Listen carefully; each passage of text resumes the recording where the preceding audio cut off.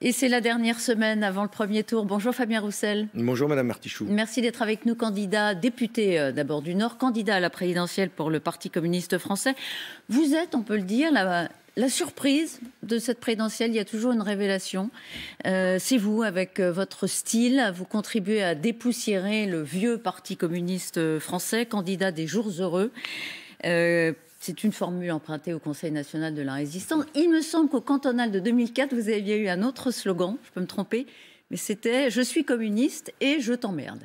Vous aviez mis ça sur vos affiches à un moment. Vous ne pouviez pas le refaire à la présidentielle, c'est ça? Non. C'est compliqué. Mais si vous me parlez de cette affiche, permettez-moi juste de la recontextualiser. Il y avait une série de délocalisations massives dans ma région, dans le département du Nord, dans le Pas-de-Calais. Des grandes industries fermaient leurs portes. Il y avait eu plus de 10 000 emplois supprimés en l'espace d'un an. Il y avait beaucoup de colère chez le monde ouvrier, dans le monde du travail. Et c'était, parmi toutes les affiches, c'était une affiche coup de colère. Et d'ailleurs, je pense à celles et ceux qui, encore aujourd'hui, sont sous le coup d'une perte d'emploi parce que leur usine ferme. Je pense à ceux de la SAM dans l'Aveyron, à ceux des fonderies du Poitou, en ce moment même, qui se battent toujours pour maintenir leur activité, leur travail, leurs compétences, leurs machines dans ces bassins de vie où, quand l'usine ferme, c'est tout qui s'arrête. Vous voulez vous justifier parce que donc c'est un peu ordurier, mais c'est pour dire que vous avez marqué cette campagne par vos punchlines, comme on dit de façon un peu abusive, par vos formules. La campagne des jours heureux, on va d'abord parler, si vous voulez bien, de l'horreur absolue. C'est l'Ukraine, parce qu'on découvre à mesure que les forces russes se retirent, notamment de la région de Kiev, des exactions qui doivent encore être documentées, mais si elles sont confirmées, pour l'instant, c'est le travail remarquable des journalistes qui nous l'indiquent, révèlent vraiment des comportements monstrueux. Biden avait dit Poutine est un tueur. Ça n'a pas été repris par beaucoup de chefs d'État. Est un tueur, avait-il dit, et est un boucher, un peu plus récemment. Est-ce que vous, président de la République, vous reprendriez cette formule?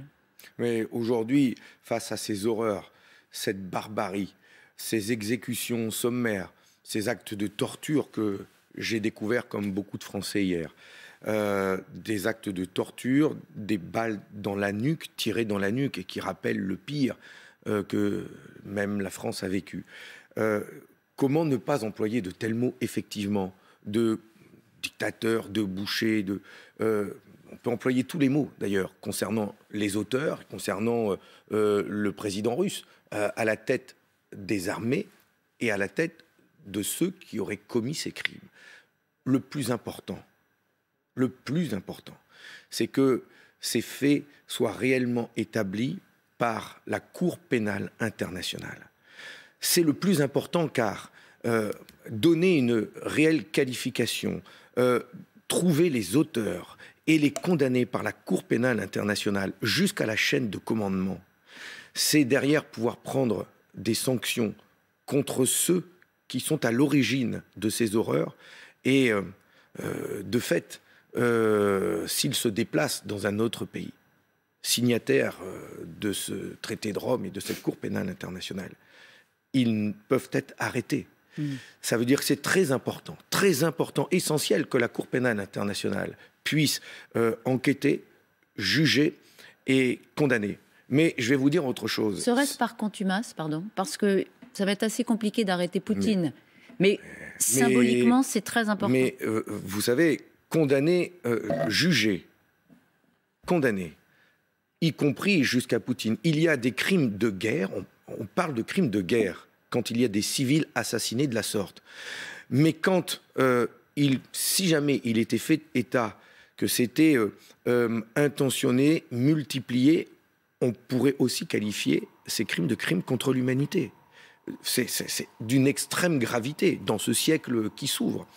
Et donc, oui, c'est important de pouvoir mettre ces mots, ces qualificatifs, ces jugements et trouver les auteurs. Mais je vais vous dire autre chose. Il faut aussi augmenter, je pense, je le dis, plus fortement les sanctions économiques à l'encontre des oligarques russes. Je regrette tellement qu'aujourd'hui, au sein de l'Union européenne, il n'y ait pas l'unanimité de la Commission européenne pour cibler les oligarques russes qui ont été identifiés. Parce que pour pouvoir voter les sanctions à l'encontre de ces oligarques, il faut l'unanimité. Et comme il n'y a pas l'unanimité, certains échappent encore. Je vais même vous faire... Sur le gaz, il n'y a pas l'unanimité non plus pour l'embargo sur le gaz. Mais je vais même vous faire vous dire autre chose que j'ai révélé ce week-end à Lyon. Des pays comme Chypre accordent des golden visas, accordent la citoyenneté européenne à des oligarques russes en échange de 2 millions d'euros d'investissement dans leur pays. C'est honteux car grâce à cela, ils ont la citoyenneté européenne. Ils peuvent se déplacer en Europe et dans le monde. Ils peuvent planquer leurs avoirs dans des banques en toute opacité. Mais quand est-ce qu'on va s'attaquer à ça vraiment ? On parle de crimes de guerre, on parle d'horreurs commises par un chef d'État, par un gouvernement et par des oligarques qui le soutiennent et ils peuvent se déplacer en Europe. Ils sont libres en Europe, au bord de la piscine. Ouais, cette règle mais vous imaginez la responsabilité qu'il peut y avoir, y compris par nous. Alors oui, moi, chef d'État, président de la République, président de l'Union européenne, je demanderai la transparence des votes au sein de la Commission européenne sur les sanctions. Et puis, je demanderai la liste des golden visas, des passeports en or, des oligarques russes donnés dans différents pays comme Chypre, comme le Portugal, ou anciennement la Grande-Bretagne. Londres que l'on a appelé Londongrad, tellement les oligarques russes investissent à la City. Londres est pas dans l'Union européenne. Mais il ne faut pas être hypocrite dans ce combat. Il faut aller véritablement chercher ces oligarques et taper sur ceux qui sont complices de Poutine. Pour les pays qui ne sont pas dans l'Union européenne, c'est compliqué. Vous êtes pro-européen ? Bien sûr, mais c'est bien pour ça que je vous parle demain. Si je suis président de la République, si je préside l'Union européenne, je mettrai ces sujets tout de suite à l'ordre du jour pour pouvoir augmenter les sanctions, justement, à l'encontre des dirigeants russes et de ces oligarques. J'ai bien compris, c'était important de vous entendre sur ce sujet qui est quand même le plus grave de tous ceux qu'on a traités ce matin, si vous me permettez, cette précision. Mais à une époque, vous souhaitiez sortir des traités européens. C'est plus le cas ? Vous savez que ces traités européens, aujourd'hui, sont mis en sommeil. Et le pacte de stabilité est mort. Vous parlez des règles budgétaires. Mais ce sont les traités européens qui gouvernent l'économie. Non, mais nous voulons écrire de nouveaux traités. Ils sont à l'ordre du jour. Il nous faut écrire un nouveau traité européen.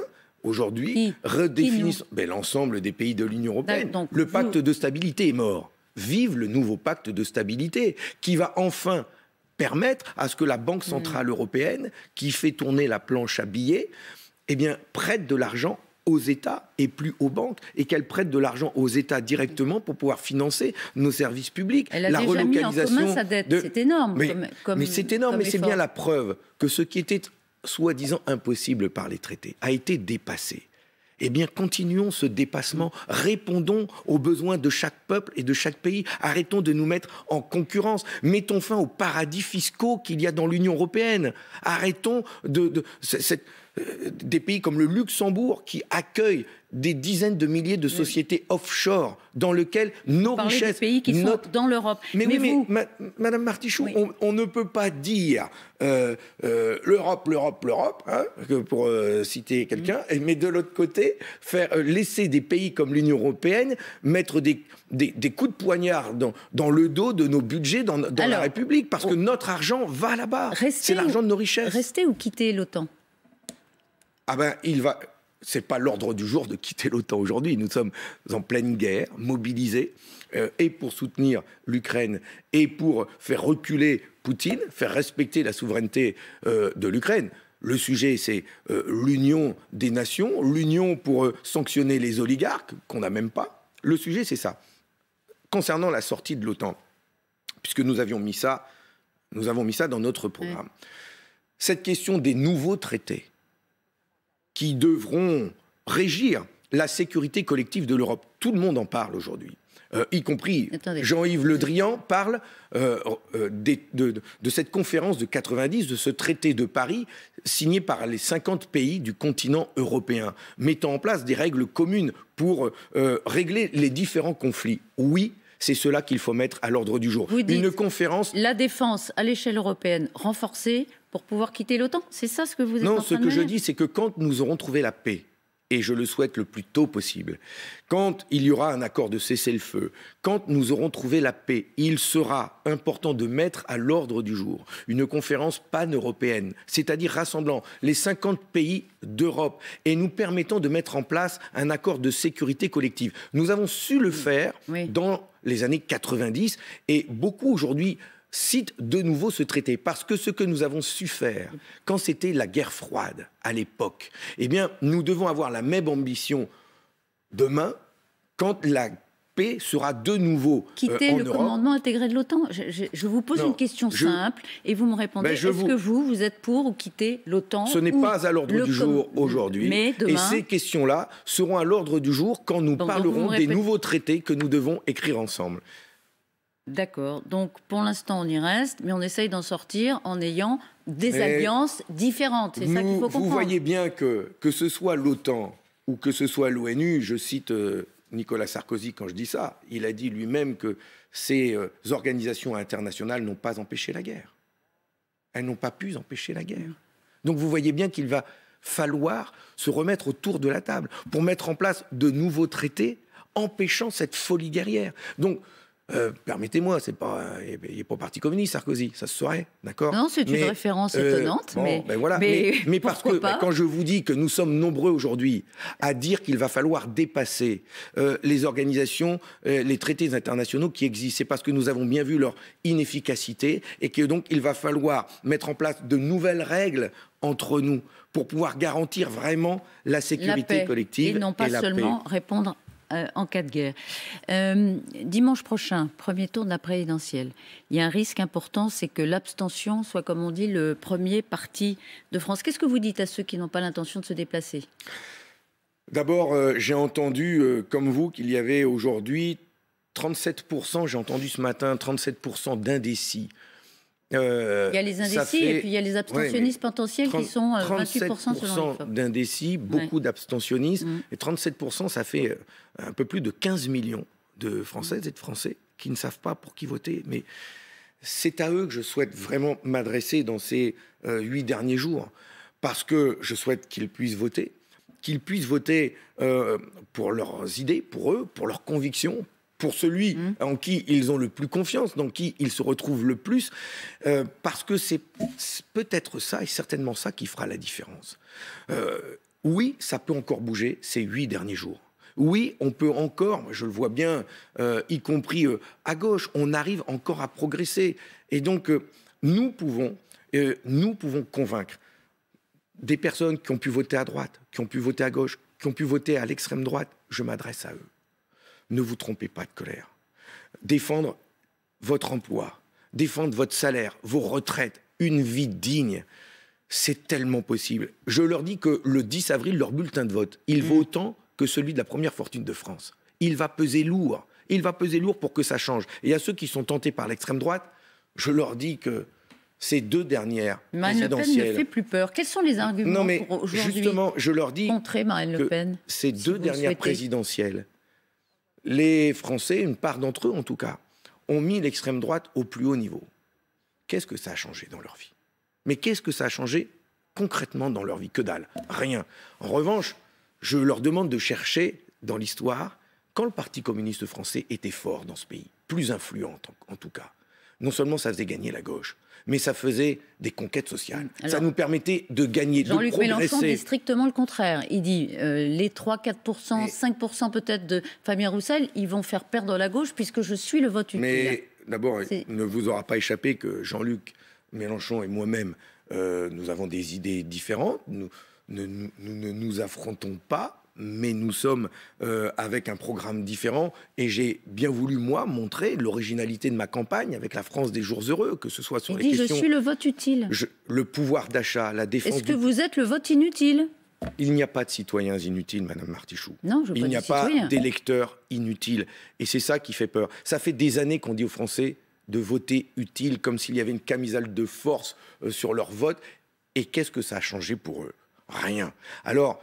il n'y a pas de vote inutile, il n'y a pas de citoyens inutiles. Si on veut reprendre l'argent, justement, à ceux qui font de la fraude fiscale pour votre pouvoir d'achat, pour lutter contre la vie chère, eh bien, votez les jours heureux. J'ai fait la différence, justement, en mettant les questions du nucléaire au cœur du nucléaire et du mix énergétique.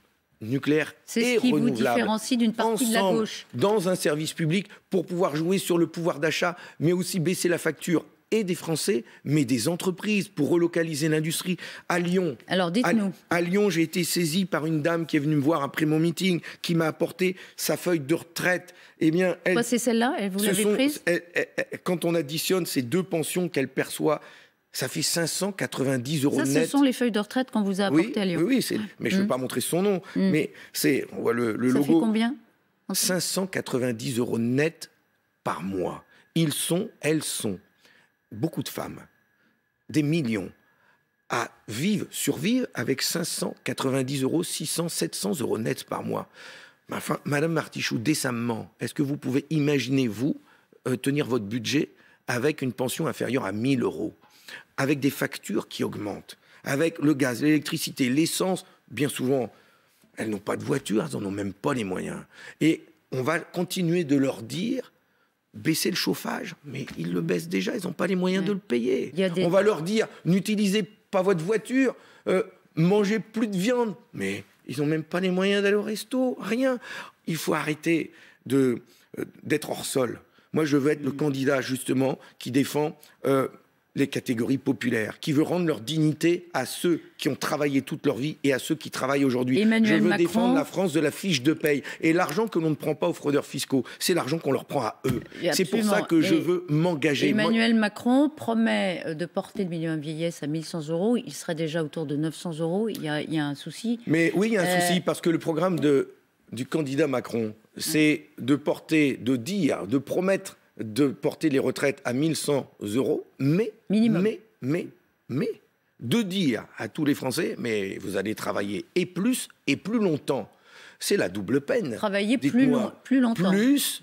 Travailler plus pour gagner plus, ils recyclent de l'ancien, et travailler plus longtemps, jusqu'à 65, 67, 68 ans. 65 ans progressivement. L'âge minimum légal, mais quand il faut cumuler 42, 43 annuités, et qu'on a fait des études, excusez-moi, je le souhaite pour tous nos enfants, et qu'on doit travailler 43, 44 ans derrière, qu'est-ce que ça veut dire pour un professeur des écoles? Qu'est-ce que ça veut dire pour une infirmière, une sage-femme? Qu'est-ce que ça veut dire pour une personne qui accompagne nos enfants en situation de handicap à l'école? Tellement nous en avons besoin, tellement on a besoin de s'occuper. C'est la retraite à 60 ans.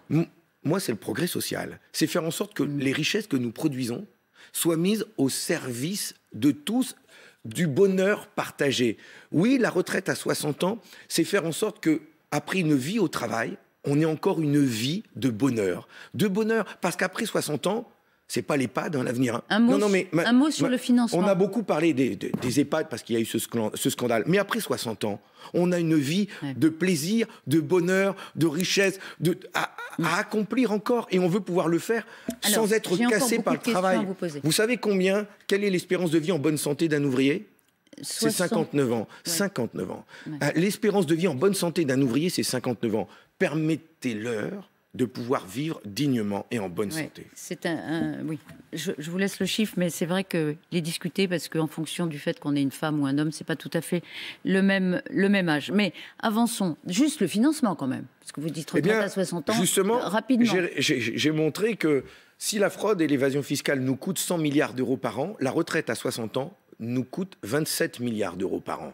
Donc, vous voyez bien que si on met les moyens pour aller chercher l'argent qui nous manque, si demain, je décide aussi, ça c'est un exemple, la fraude et l'évasion fiscale, 100 milliards. Je mets en place le prélèvement à la source des bénéfices des multinationales. Je vais faire rentrer de l'argent dans les caisses de l'État. La retraite à 60 ans, c'est 27 milliards d'euros par an. L'argent de l'État, je le dépenserai mieux. L'argent de l'État. Je le dépenserai mieux car je ne baisserai plus les impôts de production, comme ils les appellent. Je ne baisserai plus les impôts de production d'Amazon, de Google, de ces grandes multinationales qui font de la fraude et de l'évasion fiscale en plus. C'est fini ça. Il y a hors de question qu'on leur fasse des cadeaux. Non seulement ils font de la concurrence avec le petit commerce, mais en plus, ils créent de l'emploi. Ils créent de l'emploi, vous le savez, parce que dans le Nord, effectivement, il y a aussi des... Ils créent... D'accord, mais je ne leur dis pas de ne plus créer d'emplois, je ne leur dis pas de ne plus travailler. Elle risque d'aller ailleurs. Mais non, Ouais, alors pour faire du commerce en ligne, ils vont pas aller ailleurs, hein, parce que sinon, non, vous inquiétez pas, ils vont rester. Non, vous inquiétez pas. Non mais en 36, il fallait pas les congés payés, sinon ils allaient ailleurs, ils sont restés, d'accord. En 68, il fallait pas augmenter le SMIC de 35%, on l'a fait, ils sont restés. Donc ici, en 2022, en 80, il y a eu beaucoup d'avancées sociales, et en 83, il y a eu le tournant de la rigueur. Oui, d'accord, et elles sont restées. Et en 80, on a nationalisé des banques, elles sont pas parties, elles sont restées. Non, mais après, elles ont été. Mais elles sont restées. Depuis, elles font de la fraude fiscale et de l'évasion fiscale. Donc, un peu de justice fiscale, un peu de justice sociale, c'est la moindre des choses. Et donc, ce que je demande tout simplement, c'est pas de les fermer, ces boîtes, mais c'est qu'elles payent leurs impôts comme tout le monde. Une PME, une TPE, un boulanger, il paye ses impôts, lui. Puis quand il manque 1 euro, il est rattrapé par la patrouille. Moi, ce que j'aimerais bien, c'est que la patrouille, justement, elle s'occupe des gros et que les gros payent gros. Et que les petits continuent de payer petits. On a compris votre logique, elle est très claire. Et tout ce que je veux, c'est ça. Alors, sur la gauche, effectivement, le nucléaire, c'est une question qui vous distingue des autres, mesdames, messieurs Mélenchon, Jadot et même Hidalgo. La sécurité, vous avez toujours... Vous assumez de défendre les policiers. Vous n'êtes pas sur la même ligne que Jean-Luc Mélenchon. Sur la laïcité, un mot aussi important, parce que ça a été aussi un des marqueurs, entre guillemets, de votre campagne. Vous avez été fustigé parce que vous aviez célébré la gastronomie française. Vous avez été accusé par certains de nationalisme rance. Sur le voile que portent les femmes, c'est le statu quo pour vous. Par exemple, il est interdit pour certains agents de la fonction publique femme, il est interdit dans les écoles. Vous gardez ça ? Je l'ai toujours dit, ça a toujours été d'ailleurs la position de notre groupe à l'Assemblée nationale comme au Sénat. Nous, c'est la loi de 1905, toute la loi de 1905, et rien que la loi de 1905 qui garantit à chacun, la loi séparatisme, qui garantit à chacun la liberté de conscience, la liberté de croire et de ne pas croire, et qui demande aussi à ce que l'État ne s'occupe pas des cultes et ne les finance pas. Et donc oui, nous avons dit, nous, que nous étions pour la neutralité des agents de service public, et c'est normal, et elle n'est pas remise en cause, heureusement. Et nous sommes aussi pour la neutralité des agents de service public dans le cadre des délégations de service public. Et nous avons soutenu, dès la première lecture, cette disposition qui est normale et naturelle. Et là aussi où je me suis fait insulter, c'est quand j'ai voulu rendre hommage aux victimes de Charlie Hebdo, quand j'ai voulu rendre hommage à ceux qui, avec leurs coups de crayon, défendaient la liberté d'expression, parce que oui, moi je dis, il n'y a pas d'adjectif à mettre derrière la liberté d'expression. En France, c'est la liberté d'expression. Il n'y a pas de mais. Et toute la liberté d'expression. Il n'y a pas de mais. Encore deux questions. Je rends hommage derrière ça à Samuel Paty, cet enseignant qui a eu, je ne vais pas dire qu'il a eu le courage, qui n'a rien fait d'autre que son travail, et qui s'est fait décapiter derrière. Et on ne pourrait... Et ça veut dire qu'il y aurait un climat de peur chez les enseignants qui ne pourraient plus enseigner cette liberté d'expression. Moi, je veux la défendre. Je veux protéger les enseignants et continuer d'enseigner cette liberté d'expression et la défendre. Merci, on est presque arrivé au bout. Si Emmanuel Macron devait être réélu le 24 avril, et d'abord qualifié dimanche prochain, mais réélu, il serait...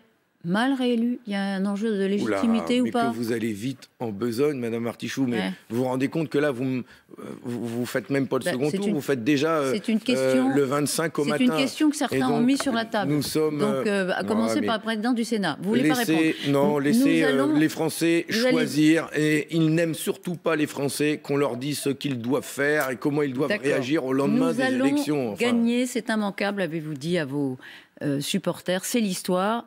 La question, c'est quand? Vous pourriez innover et me dire, parce qu'il y a une certaine... Vous savez, il y a des candidats automates qui disent « je vais gagner » alors qu'ils ne vont pas gagner.